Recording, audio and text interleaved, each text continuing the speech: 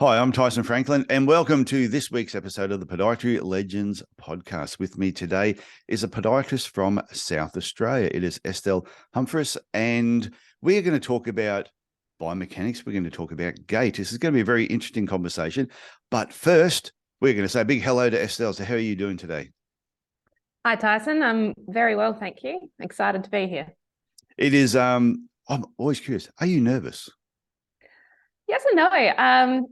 I heard about your podcast and the people you interview and the purposes behind the podcast, and it just sort of resonated with me. Sort of like we have similar values, and it's just your podcast tends to be just a fairly easygoing conversation, so it sort of takes a bit of the pressure off. It is. I've had a few people that have come on, and beforehand they've usually told me you didn't say anything, but some people have sent me a message before and said, "Oh, I'm a little bit nervous. Can you send me the questions that you're going to ask?" And I've gone, I don't have any questions. I said, That's why the whole idea is just to have a conversation. So we are going to dive into your background a little bit. So I'm always curious, and most people say this is one of the parts they love about the podcast, is what got you into podiatry in the first place? Look, if you looked at the subjects I did in year 12 and my preference list for uni, you would have been like, oh, this girl doesn't know what the hell she wants to do. Which I think is most people in the 17 or 18. We're grasping at straws when we're really figuring out what we're trying to do. I felt like I wanted to do something in health, and my mum is a nurse and she's pretty over it. And she's just said, don't do nursing. And, you know, I don't think nursing would have been too bad. There's so many different areas. But anyway, that one was off the table. And then I thought about physio, but I thought that would be fairly harsh on my own body, a lot of physical work, hands-on and things. I also thought about radiography, but I thought, you know, no natural light, you're down in the dungeons. I wanted to be somewhere with nice sort of offices, daytime hours, no shift work, that sort of thing. And I went to a podiatrist I think I was in year 10 for an ingrown toenail. And I was like, oh, this seems all right. Okay. And naive little teenage Estelle also thought, oh, I'd only have to learn about, you know, half the body then. Turns out you do have to learn about everything. How hard could the foot be? Exactly. I didn't know what I was in for, really. I think that was my thinking as well. Was when I was first, it was a guy from school who I went through school with from grade 1 to grade 12, and he ended up doing podiatry. And I went, oh, okay, well, what's that? It's feet. And I went, my God, there's a course on feet. How hard could that be? A lot harder than you'd think. So yeah, I ended up writing down podiatry as my first preference. I didn't really think I'd get in. I didn't think I'd get the ATAR high enough. And my next preference was graphic design and then event management. So they're so similar. Totally different. But then I got into podiatry. So I was like, oh, I guess that's what I'm doing. What subjects were you doing at school? Sorry? What subjects were you doing at school? Maths, English, German, art, biology. Okay. How's your German? Nick's so good. I'm a little bit rusty. I did do the German exchange and things, and I became fairly fluent with everyday conversation when I was over there. But yeah, definitely a bit rusty. I can sink back into it if I go over there for a sort of extended period of time. So is your surname German? I don't think Humphris is, although my grandma's surname was Goodhart, which we think came from Gutheerts, probably changed from the war. So there could be some German in the background somewhere. Yeah, my grandparents, their surname was Stab, ST, little squiggles over the AB, and then they were from Germany, and then they changed it to Stabe to give it a bit of an Aussie sound to it. Yeah. So we could have started the podcast with Guten Morgen and tried to do as much German as we could at the beginning just to confuse everybody. They would have thought they were on the wrong show. It probably would have thrown me too. I hadn't prepped. Okay, so once you got into podiatry, was it you got accepted and it surprised you because you didn't think you were going to get in? Once you started doing the course, was it different to what you expected, or was it better, harder? It wasn't as hands-on as I expected in the first year. They didn't get us doing anything practical till second year, and even then it was the bare minimum. There's probably maybe some red tapes these days with getting people to work on other humans quite early on in the degree, but I just think it would be better to get more practical more earlier, because then people get a real idea of what it's all about early on. But anyway, that's the way it was. I actually took a gap year between second and third year. Oh, okay. To go traveling again to Germany. I did my... So I'll just let people know too that you graduated in 2016. So when we're talking about, like, I finished in 88. So when I finished in 88, we were seeing patients when I started in 1985, after 6 weeks. I had a scalpel in my hand and a person's foot in front of me. And, amazing. That's the way to go, I reckon. And it was like, you were thrown in the deep end and you just had to... Well, that's where you learn the most. I mean, we learned the most probably on our placements, which not till sort of third or fourth year. And that's when your learning accelerates. And I just think, just jump in and do it. Well, it was interesting because, and I know, like, as the years went on, it slowly changed, and there was all this talk about, the graduates who used to come out seemed to have, not that the new graduates coming out were smarter or the older ones were more skillful, but the communication skills were better by seeing patients earlier. Yeah. Because you were like 18 years of age. Next thing, you got a patient in front of you and you had to learn to communicate.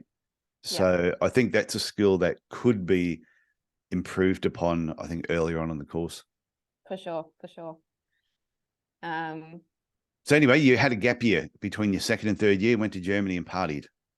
Yeah, I did my elective in German because I'm not sure if it's the same in other states, but throughout your uni course, you get one elective and it's supposed to be something totally different to your course. So I picked German just before I left, and then I went back overseas. So that was good, although it was a real struggle to get back into study after a year off.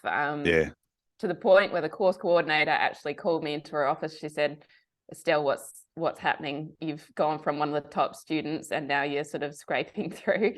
I said, I don't know. I just cannot focus. I lock myself in the room. I do hours of study, but I just can't focus. And she actually said to me, I think you should go get yourself tested for dyslexia.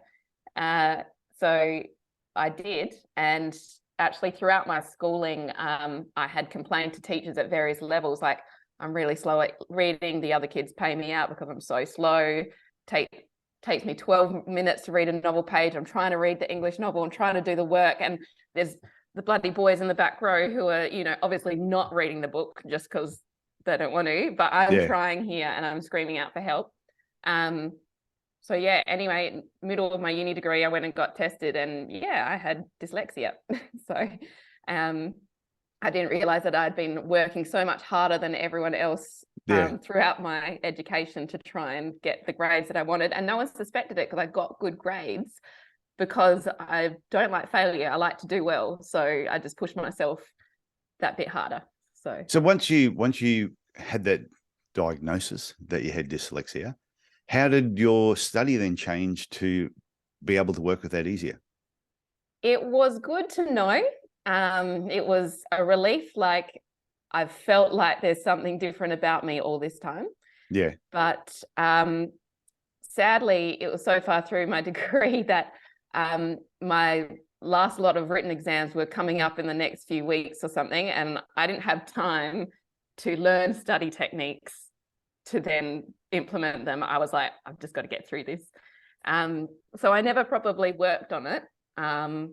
Other than it was probably helpful mentally for me to know this is the way I am.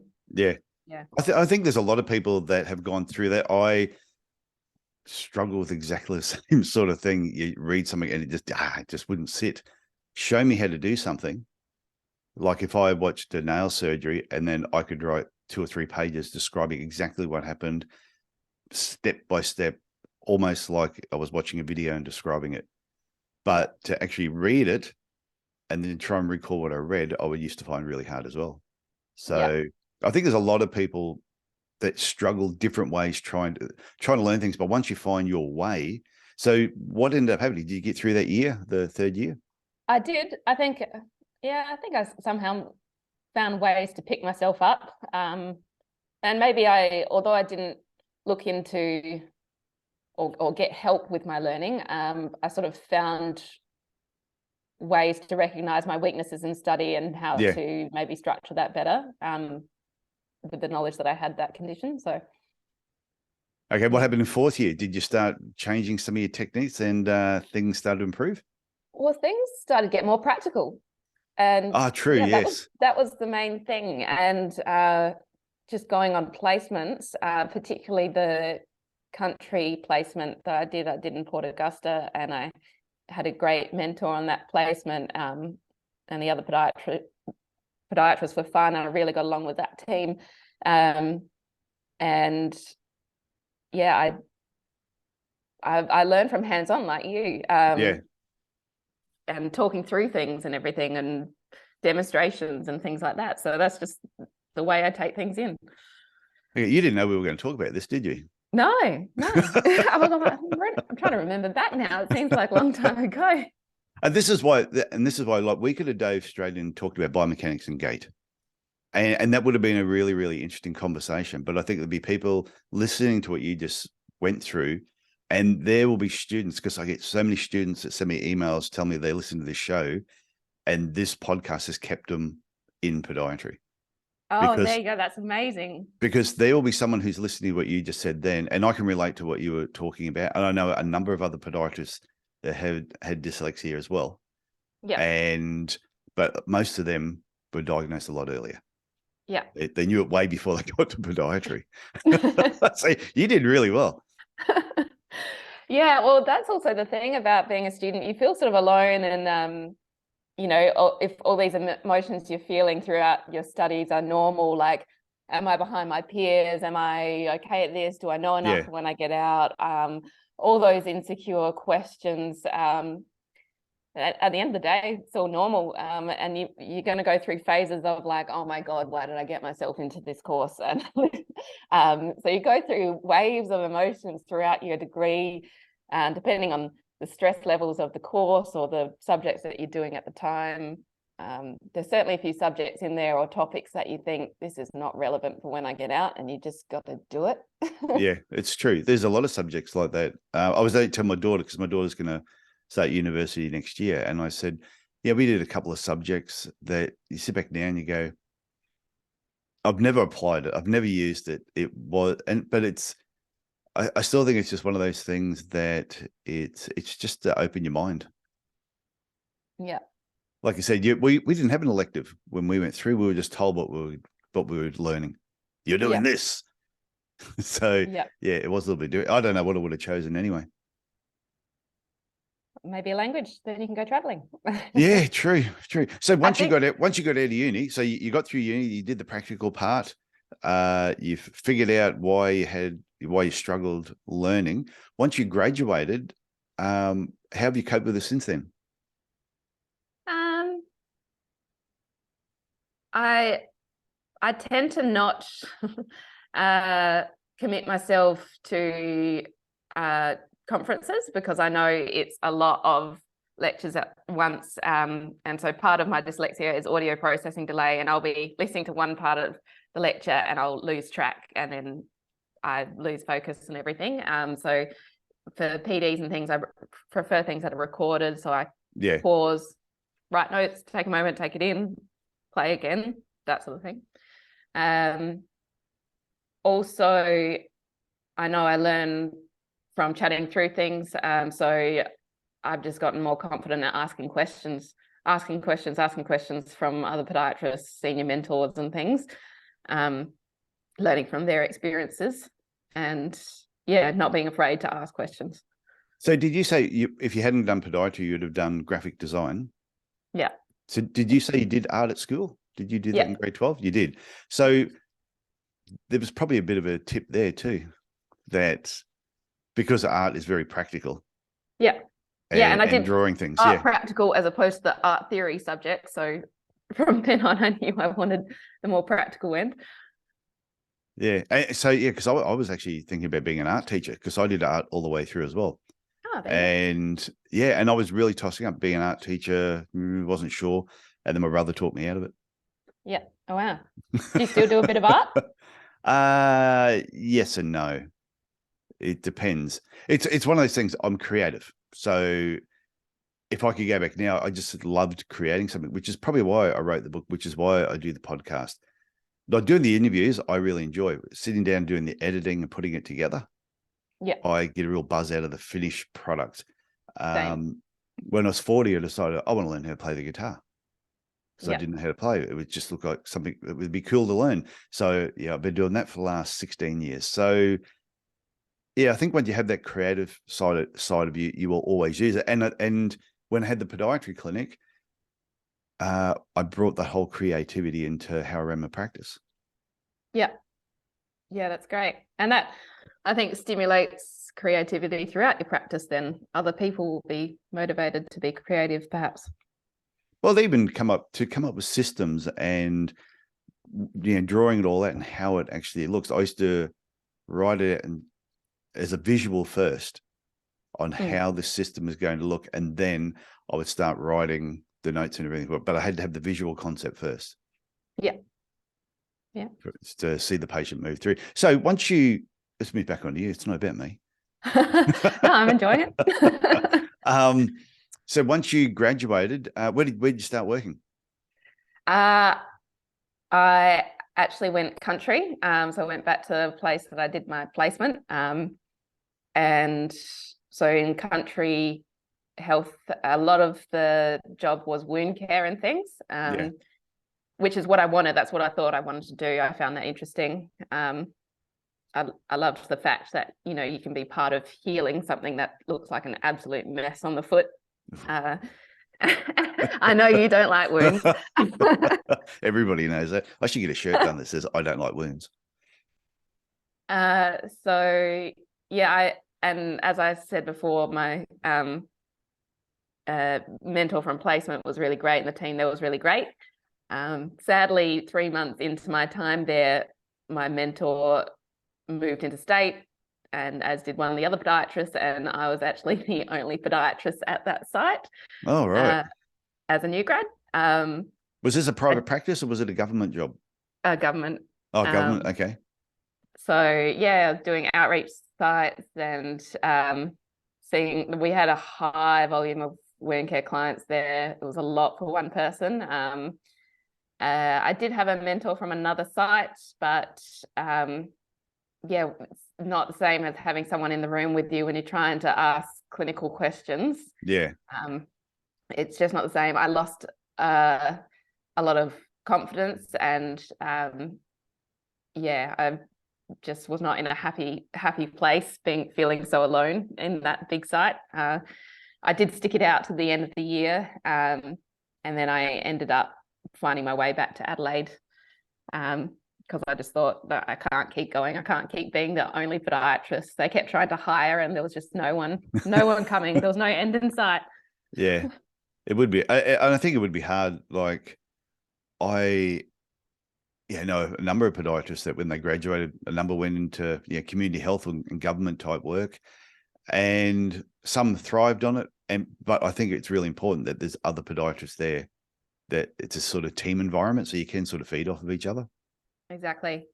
And I think I got a bit scared to ask questions at that point because I didn't feel like I knew my mentor from another site very well, and I didn't want to. And that typical new grad thing, you don't want to be considered to be asking dumb questions, and you don't want them to think you're dumb or anything. I know. And then and of course later down the track, I've learned like you need to just ask the questions. It doesn't matter what that question is; you just need to do it. Yeah.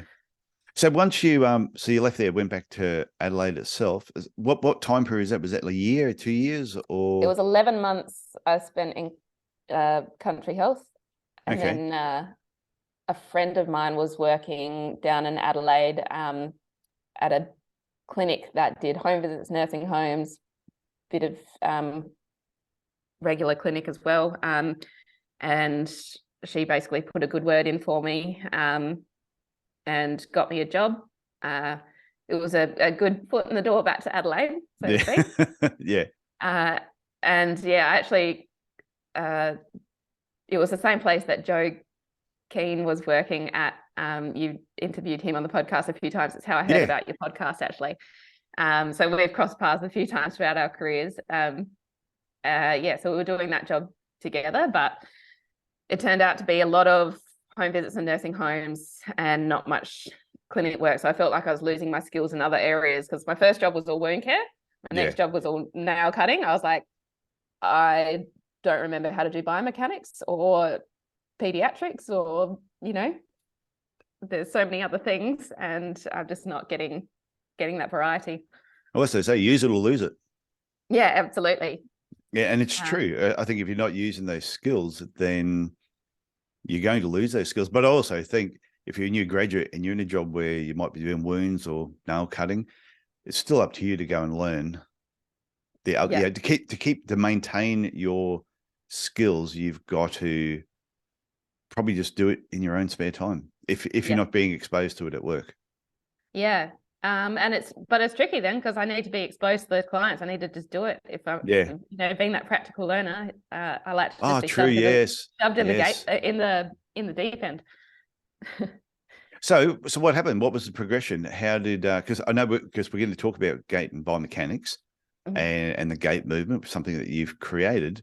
Yeah. So what was the transition to go from nail cutting now to end up getting more into biomechanics? Well, I thought, look, I've tried country health, I've tried wound care, I've tried home visits, and a job that's mostly nail care.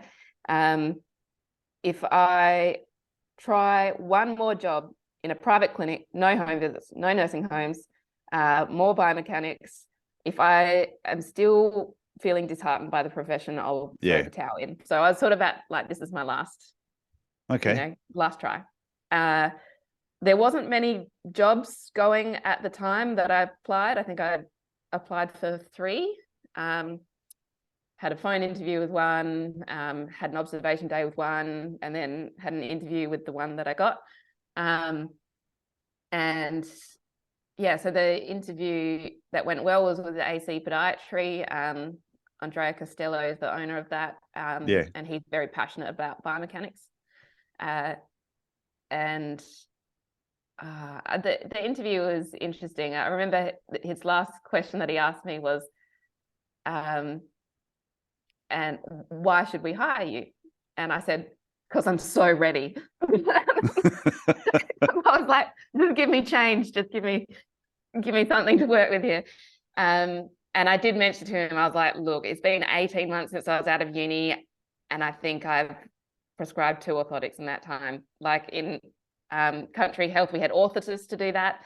Yeah. In my other clinic, there just wasn't the experience. And I was like, I'm going to need some help with this. How do you feel about that? He's like, skills can be taught.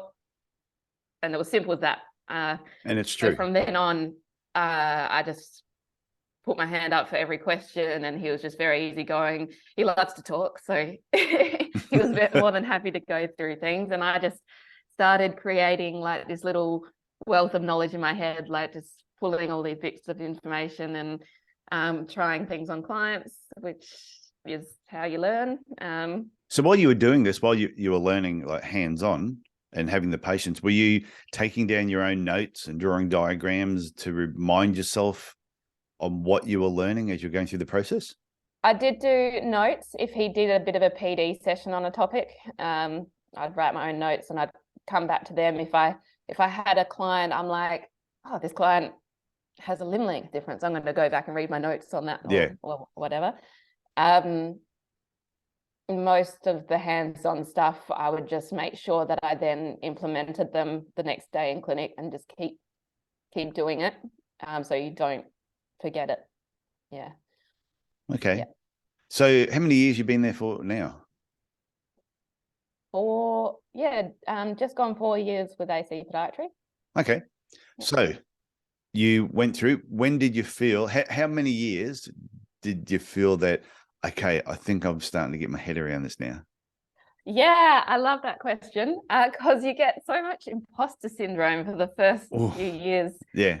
And you know what? I think this year is my first year where I'm starting to reflect on myself particularly at the end of a really busy day, or a day where you get a few new clients in a row. And I'm like, no, I did some pretty good podiatry today. I'm all right at this.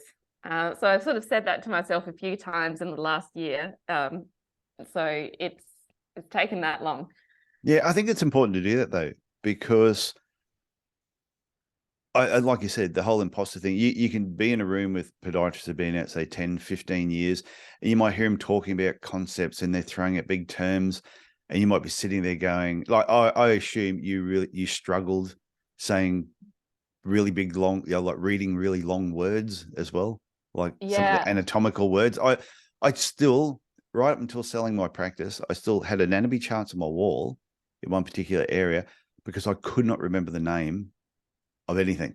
I used to show, I knew what was going on. I knew what the muscle did. I knew it were attached. I knew everything. But I'd still have to go up and show the patient to actually read what the word was, because I struggled with it. I'm not too bad with the muscles. The ligaments around the ankles get me. Like every time I have an ankle injury, I'll go back to the ankle diagram. I'm like, ATFL. But what's hard, and then where the imposter syndrome, I feel, comes in, is you'll have these other people that just rattle these things off like they're doing Shakespeare, and you go, how do you just remember this? I am so dumb. Maybe I'm just going to shut up and stay in the corner. But I don't think some podiatrists realize you're smart. You're smarter than what you think. Just because you can't say certain words or remember certain things doesn't mean you don't know what you're doing. You just find your own way to explain them. Yeah. Yeah. And I used to draw, and what I found too, to help me understand, I used to draw a lot of diagrams, pictures, Morton's neuroma, all these different things.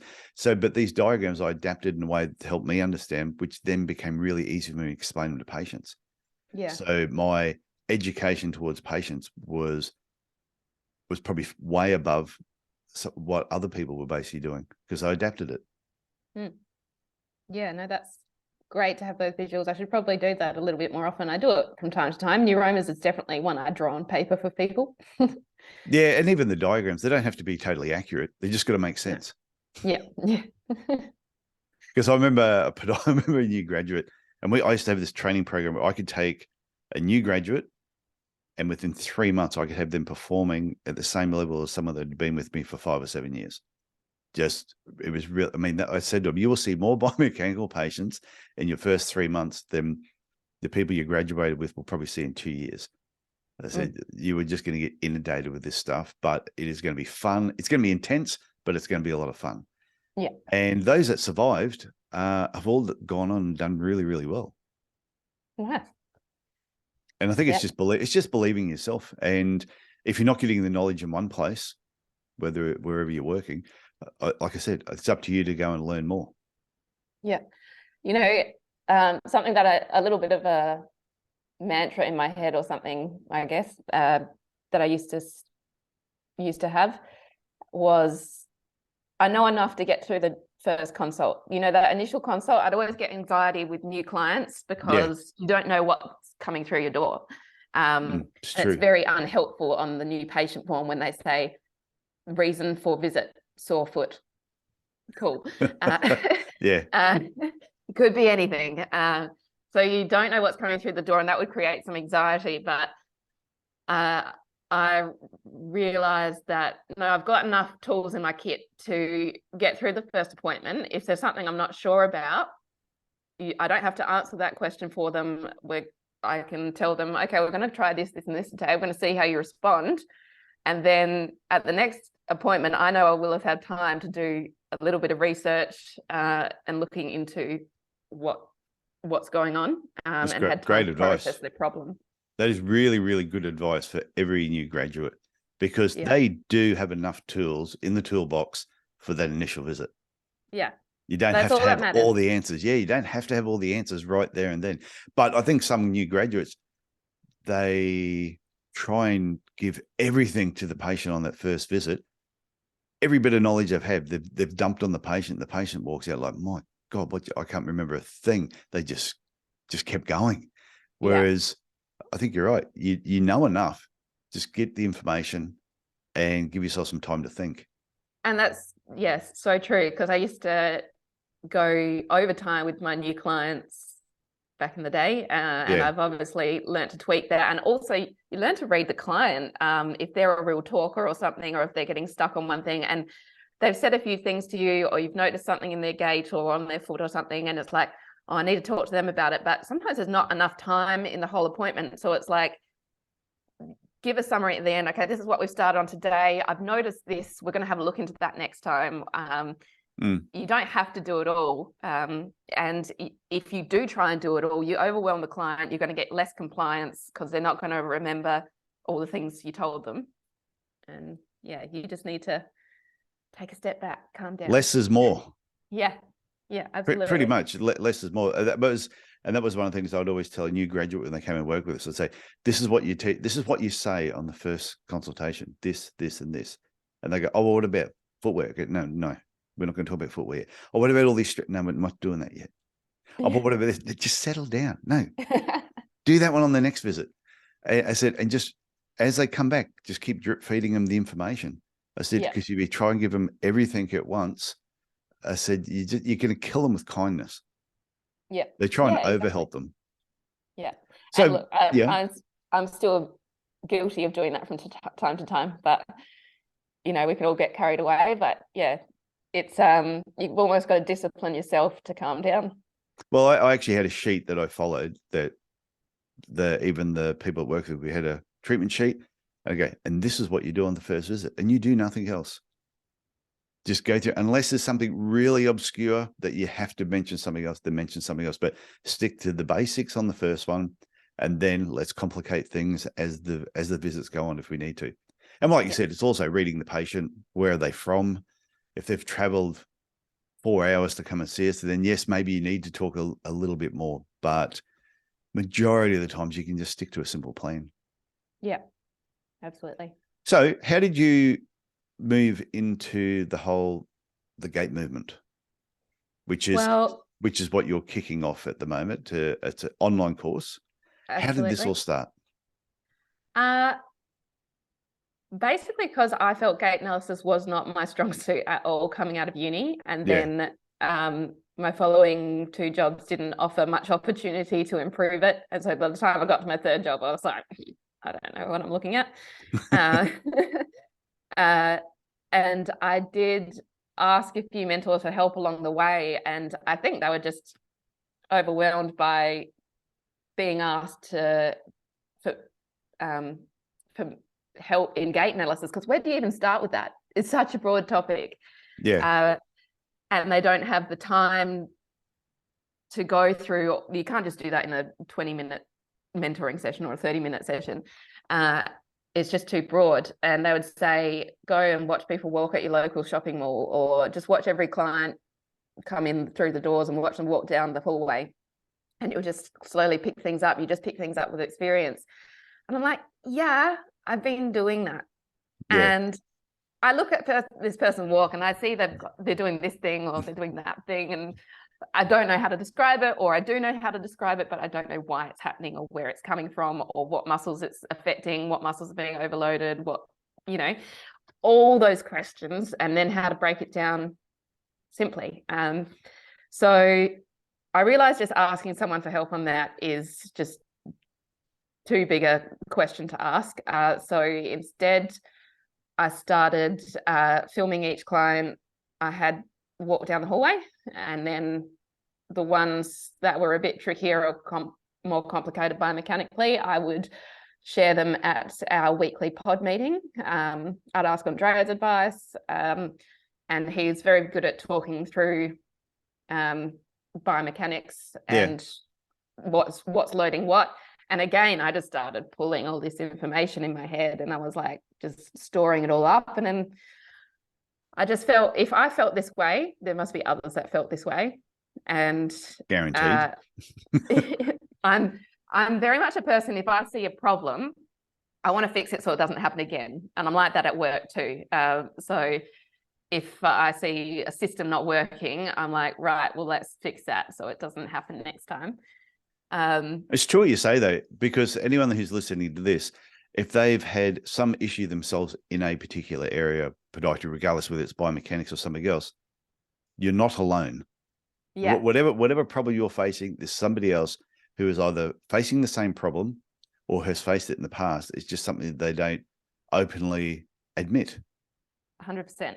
I never used to tell people initially that if I saw a wound, I just started dry reaching. I never told. It's only really come up, like on the podcast, everybody knows now. But yeah, and that's probably not the best example. But yeah, I think if you're feeling like you're lacking in biomechanics or gait analysis, you're not alone. There's a lot of people out there who've gone through that. Absolutely. So yeah, and then I thought, well, this is what I've been focusing on for ages. There must be other people who feel like this. What if I could create a resource for myself to reflect on? So, you know, if a client comes in, I'm like, I want to reflect on what I've learned about that. The resource is all there in one spot, but also for then others to benefit from all the things I've learned along the way and have it all organized in one spot and have it sitting there. So if you have a client coming through the door and it's like, oh, they've got shin splints, let's go to that MTSS video and see what could be happening there and what factors I might need to think about and whatnot. Good part is you seem really, really normal as well. Thank you. So, what I mean by that is I've seen other people where they will be, say, like a biomechanics expert, and they talk aggressively. Yeah. Yeah, like when they're explaining that they talk like, I'm a friggin' expert and you need to listen to me because I'm bloody good at what I do and you're an idiot. That's sometimes how it comes across. And I can see how people will be very intimidated by that. And when they're at a conference and they see people talking that way, they're like, oh shit, I feel so dumb. Whereas you actually come across super normal. Excellent. Well, I guess I feel like the cohort of people I'm trying to target, I am that target cohort. Yeah. So I feel like I resonate really well with the people I'm trying to help. Do you have a fear at all of people judging you? Go, oh, who are you to be teaching people this information? Where's your super qualification in all this? Not necessarily. Like, I think maybe if I was trying to be like, I am the best at this and whatnot. My shit don't stink. Yes. Yeah. I think the target audience I'm trying to cover is new grads and people in their first maybe 1 to 5 years out, or people going from a job in nail care where they don't do much biomechanics and then transitioning into a new job that does. That's a cohort I'm trying to reach, and I'm not far from that cohort myself. I'm only 6 years out of uni. But I think you'll be surprised. There's like episode I did 234, and we were on that particular episode. We were talking about the podiatrist explaining how they were working, doing home visits and general foot care, routine foot care for like 17 years before they decided to have their own practice and then move into biomechanics. And straight away they were like, oh, I need to relearn all this. So I think you'd be surprised. There's people who have been out 10, 15 years who will also find this information beneficial. Yeah. I get people ask me all the time. I mean, at the moment, I've had to start this venture out on my own. It's a baby business, and I'm not made of money, and I don't have the money to pay presenters at the moment. I'm very lucky that my partner is a very experienced exercise physiologist, and so he's been helping me with content, and we've worked really well as a team. Oh, that's great. And to produce content like on my own, I'd probably be too nervous, but with someone to bounce ideas off, and we've learned so much along the way.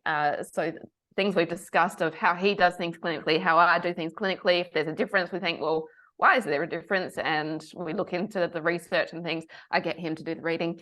Yeah, tell me what it says. We check out we cross-check ourselves. So there's things that we've learned along the way, and even perhaps change things in our own clinical practice from what we've learned on the journey. Yeah. And the other part too, like you said, you've been out 6 years, and there will be somebody who's probably been out 20 years who may be saying, yeah, what right do you have to be teaching this? But all you need to know, you just need to know a little bit more than the person that's behind you. Yeah.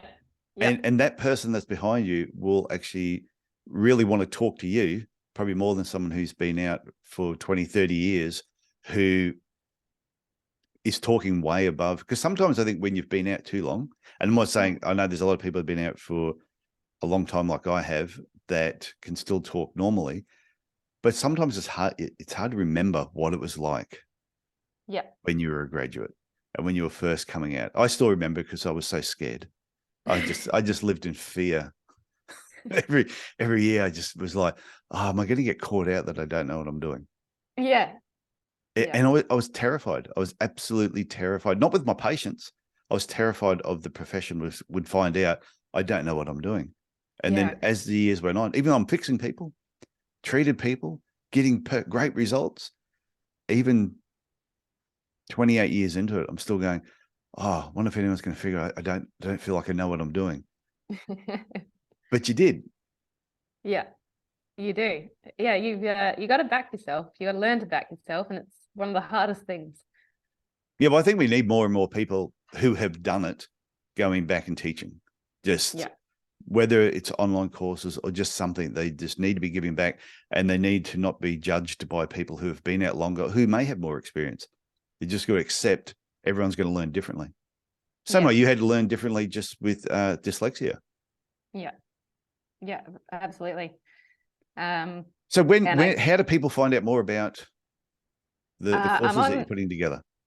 I'm on social, so I've launched a social media. Instagram is going well. That's something I've learned with this endeavor as well. Is so on social media, you're the Gait Movement. The Gait Movement. Yep, that's for Instagram and Facebook and LinkedIn. Yep.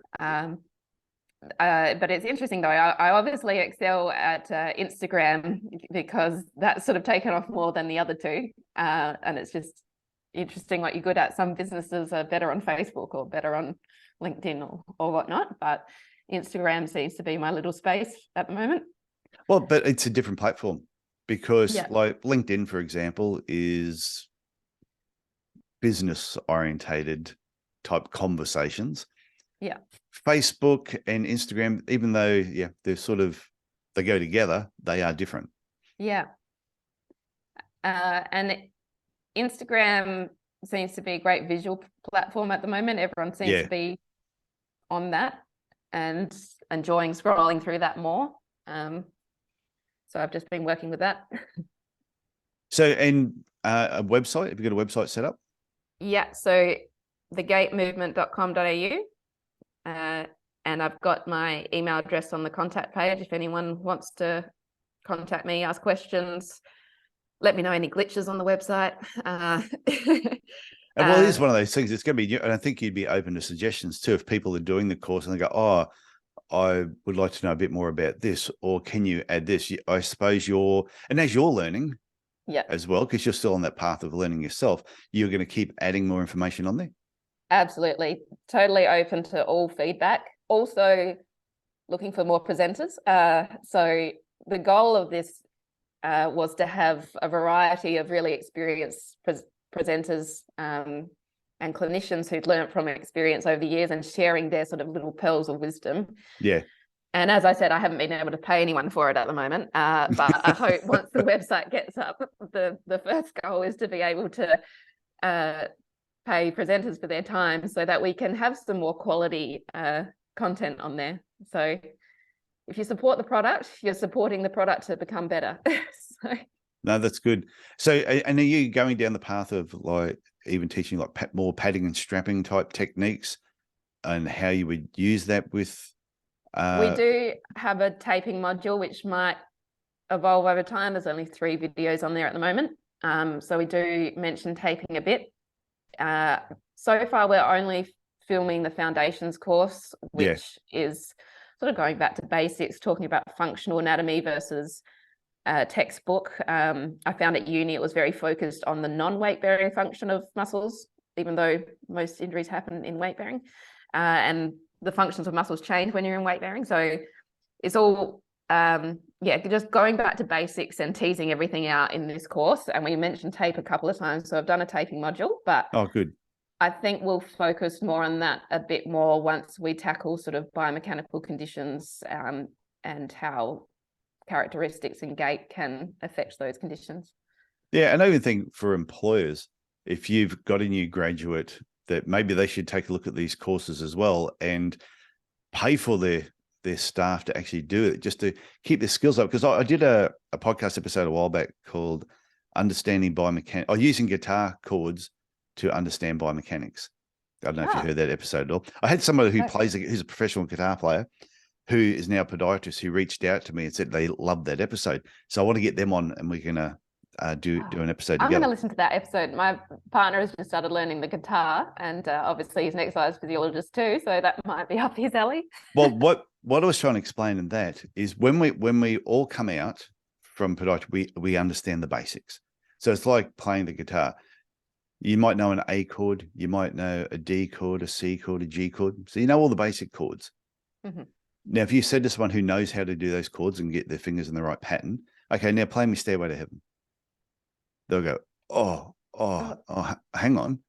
Because it's not just understanding the chords, it's then how does your other hand, that your strumming hand, and obviously you see I play left-handed, how's the strumming hand work with the fingers? And then it's also, you got a D chord, but there's a D suspended, a D seventh, a D minor.